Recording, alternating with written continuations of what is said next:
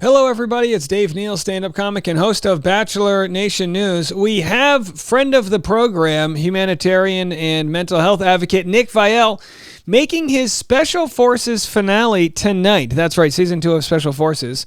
Season 1, which was won by Hannah Brown, now has a slew of finalists, including bad boy Tom Sandoval, JoJo Siwa, and others, and including Nick on the finale tonight. We're going to share a trailer for you and what he had to say about his pregnant fiance and the guilt he felt leaving her to go partake in the festivities here on the show. Follow me on Instagram at DNeals, patreon.com/Dave Neal for behind the scenes bonus content. And every morning and afternoon, we have Bachelor Rush Hour, the hit podcast. On today's afternoon podcast, we discussed some entertainment news stories, some other political stories, excuse me.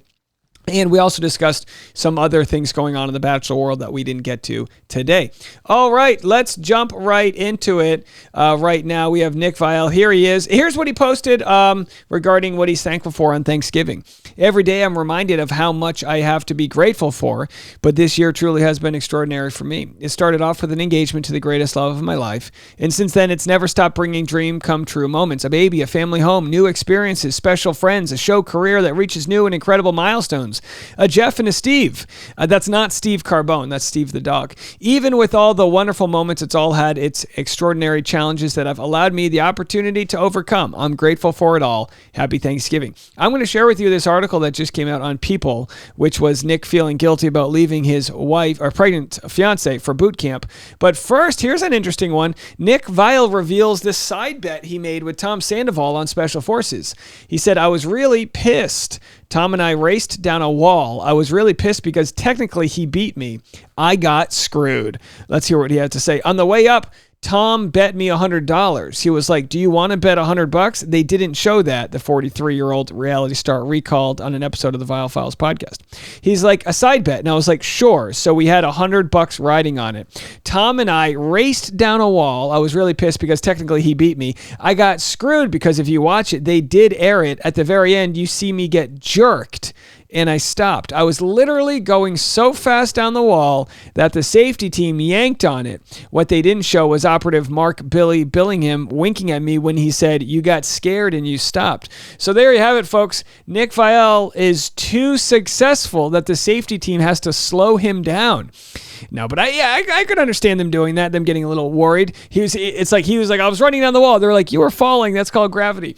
Nick Viall felt guilty leaving pregnant fiance for boot camp, but wanted to make his child proud. Here's the exclusive of what he had to say to People magazine.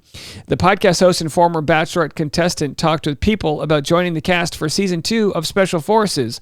Just a few weeks after learning that his fiance, Natalie Joy, 24 years young, was expecting the couple's first baby together. It was really new, Viall tells People of Joy's pregnancy, and it was a bit nerve-wracking just because Natalie had just started morning sickness, or for her, it was more like all-day sickness, so I felt pretty guilty about that. You know what's interesting is I had a very similar circumstance as Nick and Natalie in that they got pregnant right away, and they were told same things we were told, that, hey, it might take a while, which, in some cases it does, of course.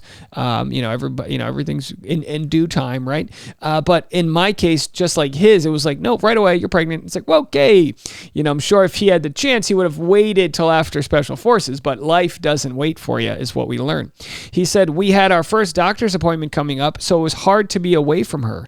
And thankfully, I had her support, and I knew that she really wanted me to do well. Although Nick knew he would count on Joy's support back home, he says it actually complicated his feelings about the show. But there were moments where it almost made it harder. When you got to your breaking point, you started thinking of reasons of why it was okay to quit. It's like, I don't need to be here. And for me, it was like, well, I need to be home and I need to be at the doctor's appointment and things like that. Yeah, if you've ever seen these shows or have seen this in real life, the mind tries to protect itself and it tries to sabotage you and give you all the reasons in the world why you should quit. If you watch a show like Alone, usually the people that do better on Alone, which is a show about living alone in the wilderness, are people that don't have families back home. When you have a kid back home or a wife, you just start getting in your head and going, oh boy, I really should be doing something else. Now, Alone contestants can live in the wilderness for 40, 50, 60, 70, 80 days. Of course, they win a good heap load of money. This show only took place over a 10-day period. I mean, right? I think it's barely a week filming. No, it's grueling by all means. No doubt about that. Nick said, I just kept thinking about Natalie, and I knew I had her support. I knew that she wanted me to do well, and these guys kept me going. But it was definitely a challenge, but at the same time, I just kept thinking like someday my daughter, I didn't know the gender at that point. I just kept thinking like someday my child's going to be able to watch this and I want to make them proud. And that definitely helped me get through it as well. And there's a photo of them full pregnancy or wherever they stand right now, very pregnant. So good for them. And good for making it to the finale. And hopefully, I'm rooting him on. I hope he makes it. I don't know what happens. I've heard rumors that he might not make it to the end. But again, those are just rumors. We'll have to see tonight how it all plays out. Let's go to his Instagram and play the trailer. And you can see right here from the comment section, other finalists, Tyler Cameron, thankful for you and Nat. It's Jojo Siwa posted, beyond thankful for you. Didn't know how much I needed a Nick in my life. Truly one of the best things that's happened in 2023 is adding you to my chosen family. Got you forever, brother. So good for them for forming these bonds here. Here's the trailer for tonight's episode. In the end, they will have earned the price of admission. That was physically hard. It was mentally hard. My emotions wanted to quit. It was a beast. The final 5 fight to finish. I'm definitely really nervous about the interrogation portion. The aim of interrogation is to push to see where their breaking point is. I don't believe a word he's saying. I just really want to be helpful. There's just going on in this room. The holding really is horrendous. Not knowing how much time had passed, how much you had left, and just being in those uncomfortable positions. This was the hardest thing I've ever done. All right, that's the finale. Something that will change their lives forever.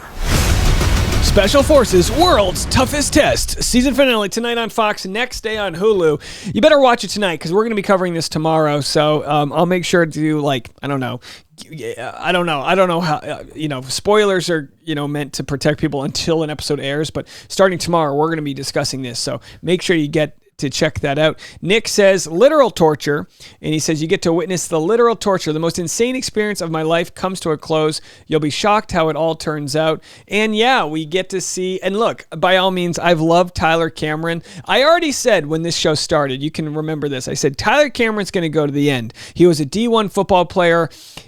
Football players get put through, I hate to compare it to basic training because I hate to, they're not, in football, you're not fighting for your life the way you would be in training, like you're going away and all that. So no comparison there. But from a physical standpoint, what they do in football double sessions has to prepare you for a show like this. Tyler Cameron has literally, he's vomiting and he's still doing it. He's an absolute beast. Nick, you got to give him credit for surviving. He doesn't have much he needs to prove other than the fact that maybe he feels like, you get that feeling sometimes where you haven't earned your lot in life, which I don't think he feels that way, but I could understand wanting to prove yourself in some way that you never have before.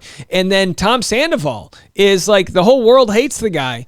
I think if it came down to it, my guess is if this show went on for a full another year, that Tom Sandoval would be the last one standing, just because I think he's got nothing to lose and he won't let himself fail. That's just my thought. Who will make it out of the final 5? I'm not sure. I hope they all do at this point, but we'll have to see how it all plays out. I've got my Bachelor Rush Hour podcast right now for you if you want to check that out. The Afternoon Rush is up. We got all your entertainment news in one place, and we have the Morning Rush as well. Plus, you can click right here if you want to check out our pregnancy vlog videos if you haven't watched those already. We'll be back later. Have a good one, everyone.